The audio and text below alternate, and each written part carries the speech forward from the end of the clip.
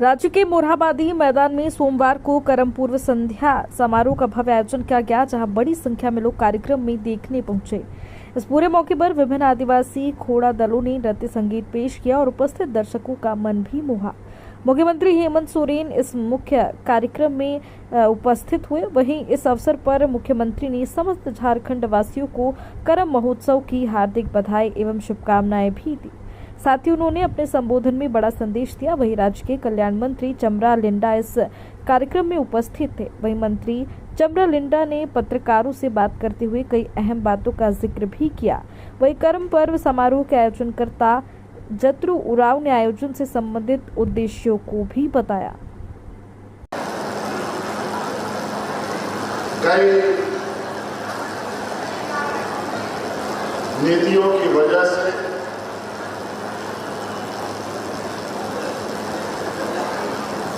हम सब इधर उधर बिखर जाते हैं, लेकिन आज के दिन में मैं देख रहा हूं हमारी नई पीढ़ी अपनी सामाजिक सांस्कृतिक व्यवस्था के प्रति अलग अलग माध्यमों का, अलग अलग प्लेटफॉर्मों का उपयोग कर रहे हैं।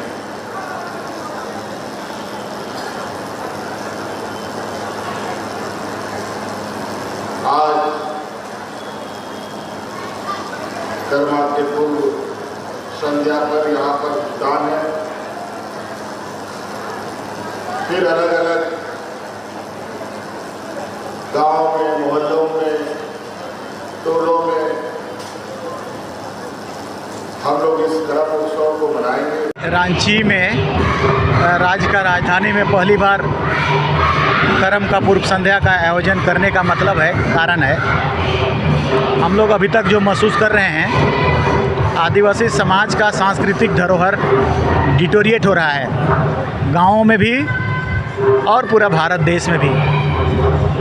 तो उस सांस्कृतिक जो क्वालिटी है, जो प्रॉपर्टी है, जो छूटा हुआ है गाँवों में, उसको कलेक्टिवली, मतलब जैसे अभी यहाँ 250 तो गांव आए हैं, 250 गांव में एक इंस्पिरेशन जाएगा और वो कोशिश करेगा कि कल को अपना गांव का आंकड़ा में बेहतर करे।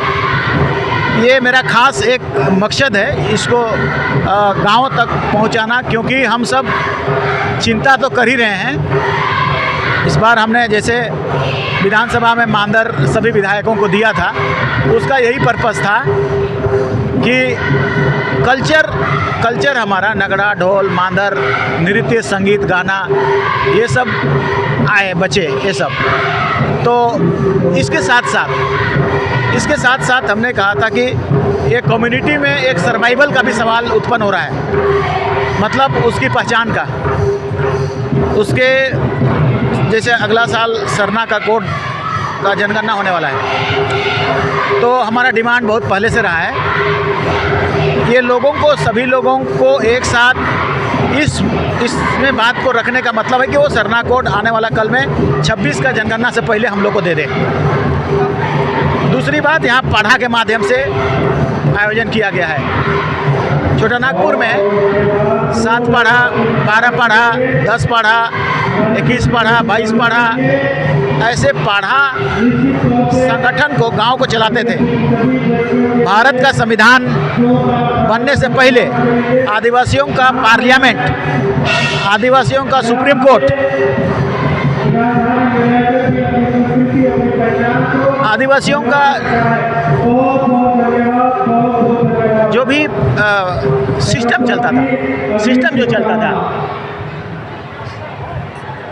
चलता था ना, वो पढ़ा के माध्यम से चलता था, वो रूल बनाता था, वो संचालित करता था। तो वो संकट में है। अभी पेशा में भी उसकी मान्यता को, या तो उसका अधिकार को, उसका शक्ति को, उसका पावर को नहीं दिया गया है।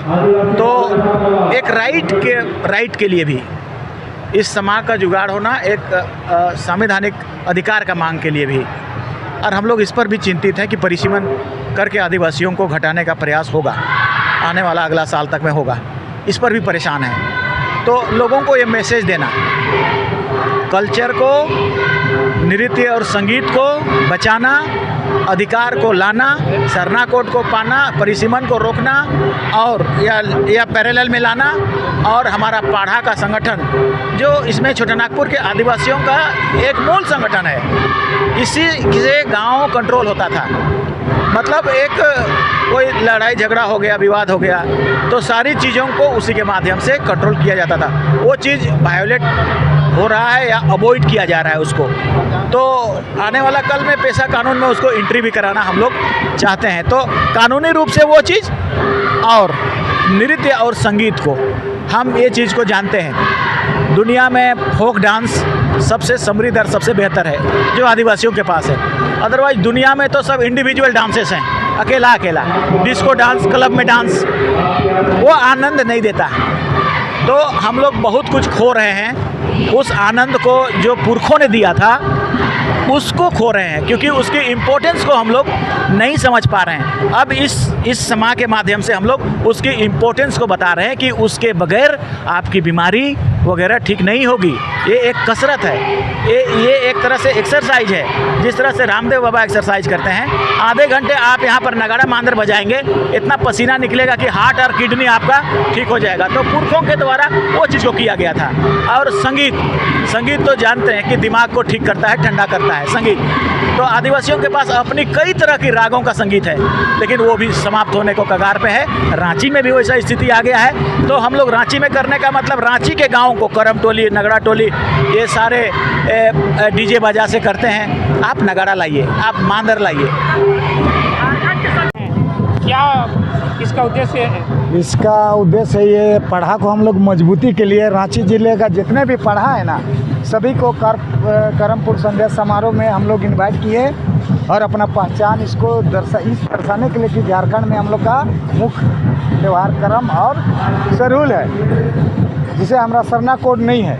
इससे हमारा इसको यहाँ प्रदर्शन करके हम लोग सरना कोड का डिमांड करेंगे। भारत सरकार कहते हैं कि नहीं, सरना धर्म कोड अभी भी सभी हिंदू, मुस्लिम, सिख, ईसाई, जैन, बौद्ध सबका अलग है, लेकिन सरना कोड नहीं है। तो हम लोग के माध्यम से इस देश को पूरा संदेश देना चाहते हैं कि हमारा भी एक अलग प्राकृतिक पूजक और अपना धर्म। अच्छा, थोड़ा सा जो लोग आए यहाँ ये पाढ़ा जो संगठन का मजबूत है ना, या प्रतिभा कंपटीशन हो रहा है, इसमें जो भी अगर कंपटीशन में भाग लिए हैं, नंबर आएगा तो उसको पुरस्कृत किया जाएगा जी।